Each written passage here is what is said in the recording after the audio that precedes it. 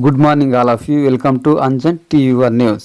YCP నాయకుల media సమావేశ కార్యక్రమము ఆంధ్రప్రదేశ్ శ్రీ సత్యసాయి జిల్లా మడాక్సిర నియోజకవర్గం మడాక్సిర పట్టణంలోని వైటి ప్రభాకర్ రెడ్డి నివాసంలో వైఎస్ఆర్సీపీ పార్టీ నాయకుల ఆధ్వర్యంలో విలేకరుల సమావేశం ఏర్పాటు చేయడం జరిగింది. ఈ సమావేశ కార్యక్రమంలో సీనియర్ నాయకులు H D Narsaiah Goud, Y T Prabhakar Reddy, Y C Govardhan Reddy, G B Shivakumar Goud, Ravishekar Reddy, ఇతర ముఖ్య నాయకులు మరియు కార్యకర్తలు పాల్గొన్నారు.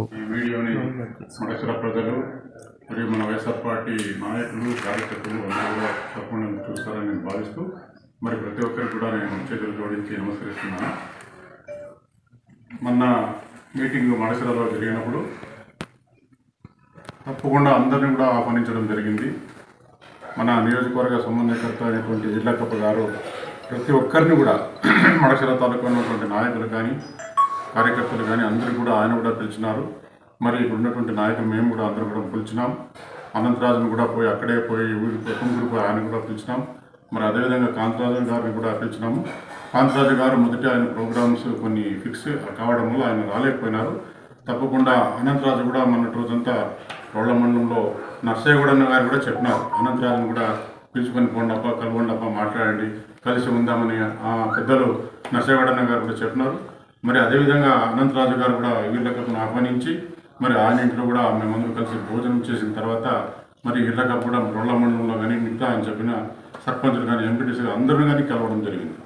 మరి ఆ రోజు మన వైఎస్ఆర్ కాంగ్రెస్ పార్టీ సమావేశం రోజు 6 మంది కన్వీనర్లు గాను 5 మంది కన్వీనర్లు ఆ రోజు హాజరైనారు. మరి సర్పంచులు దాదాపు 40 మంది సర్పంచులు హాజరైనారు. అదేవిధంగా ఎంపీటీసీ మెంబర్లు కూడా 40 మంది పై దాకా హాజరైనారు. మరి జేసీఎస్ కన్వీనర్లు కొంతమంది వచ్చినారు, గృహ సారథులు వచ్చినారు, మరి సచివాలయ కన్వీనర్లు కూడా చాలామంది వచ్చినారు. మొత్తానికి ఒక రకంగా చెప్పాలంటే ఆయన ఈ 5 సంవత్సరాలు ఆ బంగ్లాలో ఒక రూమ్లో ఒక హాల్లో చేసేవాడు మీటింగ్. మొన్నటి రోజు జరిగినటువంటి పెద్ద ఎత్తున దాదాపు 3000 మంది కార్యకర్తలు మరి మనతో కలిసి చేయడం జరిగింది. నాయకులు రాలేదు, కార్యకర్తలు వచ్చినారంటే కార్యకర్తలు ఒక్కొక్కరు ఎన్ని ఓట్లు వేపిస్తారు, దాదాపు 10 నుంచి 100, 200, 500 వేసే శక్తి కలిగినటువంటి కార్యకర్తలు ఆ రోజు వచ్చినారు. మరి దాదాపు 30-40 వేల ఓట్లు చేసుకునేంత శక్తి కలిగినటువంటి అందరూ కూడా ఆ రోజు వచ్చి బ్రహ్మాండంగా ఆ రోజు మీటింగ్ జరిగినాయి. మరి ఈయన చెప్తూ ఉన్నటువంటి అవాస్తవాలన్నీ కూడా ప్రజలందరికీ కూడా తెలుసు. మరి ఈర్లకప్ప గారి గురించి మాట్లాడాలంటే మా గుడిబండ మండలంలో 10-12 మంది ఎస్ఐలు ఇంతవరకు గుడిబండ మండలంలో పనిచేసి వెళ్ళినారు. వాళ్ళంతా ఇప్పుడు సిఐలు, డిఎస్పీ కూడా అయినారు. వాళ్ళ నంబర్లు తీసుకొని ఎవరైనా ఆయన పైన నమోదైనటువంటి కేసులు కానీ మరి ఆయన వ్యక్తిత్వం గురించి కానీ అడగాలంటే తప్పకుండా ఆ ఎస్ఐలకి, డిఎస్పీకి, సిఐలకి ఫోన్ చేయండి, వాళ్ళే చెప్తారు వీళ్ళకప్ప వ్యక్తిత్వం గురించి. మరి కొంతమంది ఇల్లిటరేట్ వీళ్ళు అదే పనిగా ఇచ్చేస్తారని మాట్లాడుతున్నారు. దాంట్లో ఎలాంటి వాస్తవం లేదు. ఆయన ఇంటర్మీడియట్ వరకు చదువుకొని మొదట మైరడా ప్రాజెక్ట్ దీని కింద ఆయన విద్యా వాలంటీర్గా పనిచేస్తున్నారు. దాదాపు 6 సంవత్సరాలు పనిచేస్తున్నారు టీచర్గా. తర్వాత కొన్ని రోజులు ఎన్ఆర్జీఎస్ కూలీగా కూడా పోయినారు. తర్వాత మేజర్ పంచాయతీ సర్పంచ్ అయినారు. దాని తర్వాత మేజర్ పంచాయతీ సర్పంచ్ అయిన తర్వాత మన వైఎస్ఆర్ పార్టీలో ఎస్సీ సెల్ ప్రధాన కార్యదర్శి కూడా పనిచేస్తున్నారు. ఆయన ఎటువంటి కేసుల్లో కూడా ఆయన అతి మంచితనం వల్ల ఆ రోజు కేసులో ఇరుక్కున్నాడే తప్ప ఆయన ఎప్పుడు కూడా కేసులో ఈ మందుబాటు ఆయన జీవితంలో ముట్టుకోలేదు. మరి అటువంటి వారిపైన ఈ విధంగా అవాస్తవాలు పలకడం మంచిది కాదని ఈ సందర్భంగా నేను తెలియజేస్తాను. చాలా మంది కార్యకర్తలకి, నాయకులకి, పార్టీకి సమన్వయం చేసిన వ్యక్తి పోకల అశోక్ కుమార్ గారు. మరి అటువంటి వ్యక్తి అప్పుడు నీకు మంచోడైనారు. మరి ఇప్పుడు పార్టీ ఆదేశించింది ఈర్లకప్ప గారు సమన్వయకర్త అని.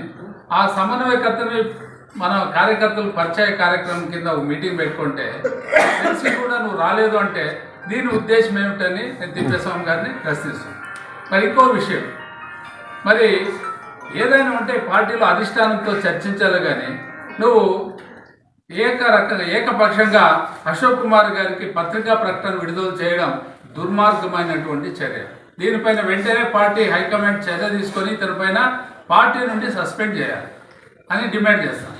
మరి టీటీడీ మెంబర్గా నువ్వు ఉండి ఆ మహానుభావుడు వెంకటేశ్వర స్వామి సన్నిధిలో ఉండి కూడా నువ్వు అబద్ధాలు చెప్తున్నావంటే ఆ భగవంతుడు వేసే శిక్షకు ఖచ్చితంగా నువ్వు బలి కావాల్సిందే. ఆ టీడీ మెంబర్ని కూడా మన పదవిని కూడా వెంటనే పార్టీ అధిష్టానం తొలగించాల్సిందిగా మేమందరం కూడా కోరుకుంటున్నాం. పార్టీ అభ్యర్థిగా, పార్టీ సమన్వయకర్తగా ఈర్లకప్పను దళిత వ్యక్తిని, పేద దళిత వ్యక్తిని నియమిస్తే మీటింగ్ పోవద్దని చాలామంది నువ్వు చెప్పి క్రమశిక్షణ చర్యలు బలి కావాల్సిందిగా ఈ సందర్భంగా మేము కోరుతున్నాం. అయితే మేము ఈరోజు ఈ సందర్భంగా ఒకటే చెప్తున్నాం, రాబోయే కాలంలో వైఎస్ఆర్ కాంగ్రెస్ పార్టీని ఇంకా ఎక్కువ బలోపేతం చేసి పార్టీ అభ్యర్థికి ఆ విజయానికి కృషి చేస్తామని తెలియజేస్తూ పత్రికా సమావేశం చేసిన మీ అందరికీ కూడా మేము ధన్యవాదాలు తెలియజేసుకుంటున్నాం. దళితుల్ని అవమానించడం జరిగింది అని రాశారు. నీవు దళితుడు కాదా? నీకు టికెట్ వచ్చినప్పుడు మేము గెలిపించలేదా? సుప్రీంకోర్టుకు వచ్చి పోయి ఆర్గ్యుమెంట్ చేసి నిన్ను ఎమ్మెల్యే చేసింది దళితుడనే చేశాం కానీ లేదా రెడ్డి అనో లేదా గౌడ అని ఏమైనా చేసినామా? చేయలేదా? అదేవిధంగా 19లో నీకు టికెట్ వచ్చినప్పుడు అందరూ కష్టపడి దళితుడని చేయలేదా? ఇంత చేసినా కూడా ఒక దళితుని అవమానిస్తామని రాయటం గమనార్హం. ఇది మంచిది కాదు. పోనీ ఇప్పుడు ఈర్లకప్ప ఎవరు? ఈర్లకప్ప కూడా ఒక దళితుడే కదా. ఈర్లకప్ప ఏదైతే మనం మాట్లాడుతూ ఈర్లకప్ప కూడా దళితుడే కదా, నీకంటే మంచోడే కదా. అయినప్పుడు ఇటువంటి లేకున్నా అబాండాలు వేయటం పెద్ద చేయటం అని మాత్రం మీకు చెప్తున్నాను. నేను మీ పార్టీకి రాను. నాకు కిరణ్ కుమార్ రెడ్డి గారు అప్పటి సీఎం నాకు ఎమ్మెల్సీ పదవి ఇస్తానని చెప్పాడు. దయచేసి మీ పార్టీకి రావడం లేదని ఆ రోజు నాకు తెలియజేయడమే.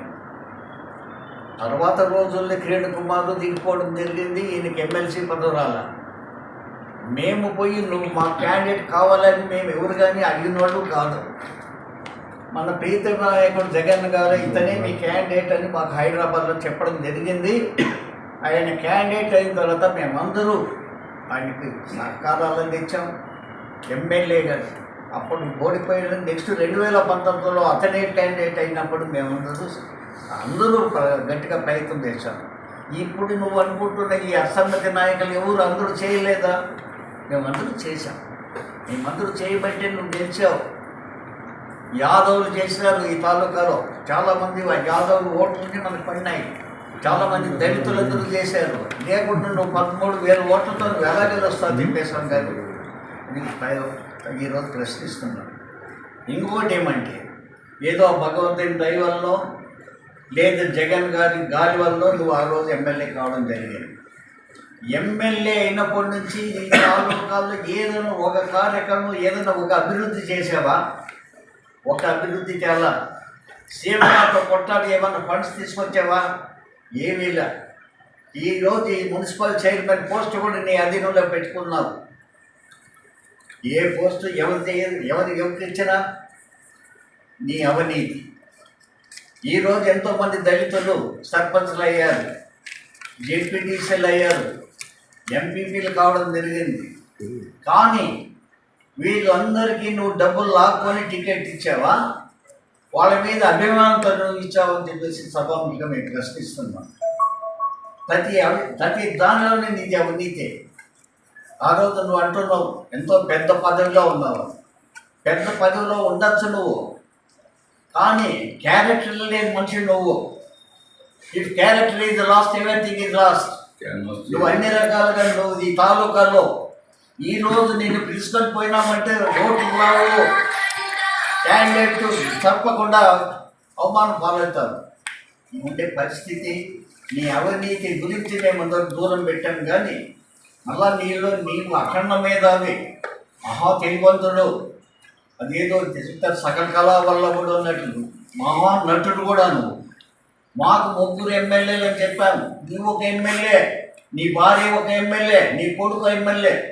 మున్సిపల్ అడ్డం పెట్టుకొని నీ భార్య సంపాదిస్తుంటే, నువ్వు నియోజకవర్గాలు అడ్డం పెట్టుకొని నువ్వు సంపాదిస్తుంటే, నీ కొడుకు అక్కడ విజయవాడలో ఎవరెవరిలో పెద్ద మంత్రులు అడ్డం పెట్టుకొని వాడు అక్కడ సంపాదిస్తూ ఉంటే మాకేం తెలీదా?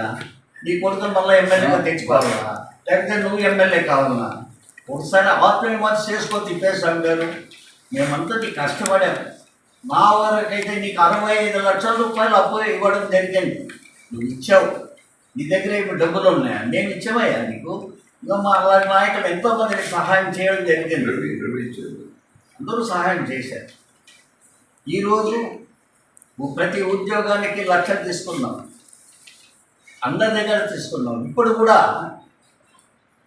నువ్వు అందరికీ డబ్బులు ఇవ్వాల్సి వస్తుంది. తీసుకున్న డబ్బులు అని మాకు మరలా టికెట్ వస్తుందని అడిగే వాళ్ళందరినీ నోరు నొక్కి నువ్వు ఈరోజు నీకు రాదు టికెట్, నీకే టికెట్ వస్తే నువ్వు భరించే జనాలే భరించే శక్తిలో లేదు.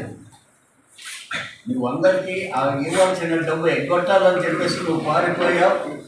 ఫారెన్ ఇచ్చిన తక్షణము నువ్వు అసలు నువ్వు అనుకుంటే డబ్బు ఇవ్వకుండా పదాలు అవుతారని కూడా మాకు తెలుసు. నువ్వు దయచేసి ఆ పోకాలంటే మంచిది కాదు. నీకు ఇన్ఫార్మ్ చేయడం జరిగింది. ఫోన్లో ఇన్ఫార్మ్ చేస్తే నువ్వు ఫోన్ రిసీవ్ చేసుకోలేదంటే నీ సెల్ తీసుకురా, దానిలో నంబర్లు దొరుకుతాయి. అవి చేసిన వాళ్ళు టైమింగ్స్ కూడా ఉంటాయి. అనవసరమైన నిద్ర లేదు. ఆయన ఒక పెద్ద మనిషి వచ్చినాడు. ఎమ్మెల్యేగా ఇవ్వాల్సిన విలువ నీకు ఇచ్చారు. నువ్వు వచ్చి టికెట్ ఇచ్చారు, జగన్ ఇచ్చేది టికెట్. నువ్వు వచ్చి మీటింగ్ కండక్ట్ చేసేది వదిలేసి నువ్వు పారిపోయి మా మీద నిద్ర లేదు. మంచిది పట్టు కాదు. నీకు ప్రజలే బుద్ధి చెప్పే కాలం వస్తుంది. నీకు ఏదో భగవంతుని దయ వల్ల నీకు టికెట్ రాదు కాబట్టి మేము తలెత్తుకొని తిరిగే అవకాశం ఉంది. అదే నిన్ను నీకు టికెట్ వచ్చి మా పరిస్థితి ఏంటి అనేది నువ్వు ఆలోచన చేయి. అసలు నువ్వు తిరుగుతావా? ఈ తాలూకులో తిరిగే అవకాశమే నీకు లేదని చెప్పిస్తామని తెలియజేస్తూ ఇలాంటి వాటిని కొంతమంది లీడర్స్ని అడ్డం పెట్టుకొని ఇలా మాట్లాడేది మంచి పద్ధతి కాదని చెప్పేసి తెలియజేస్తాం.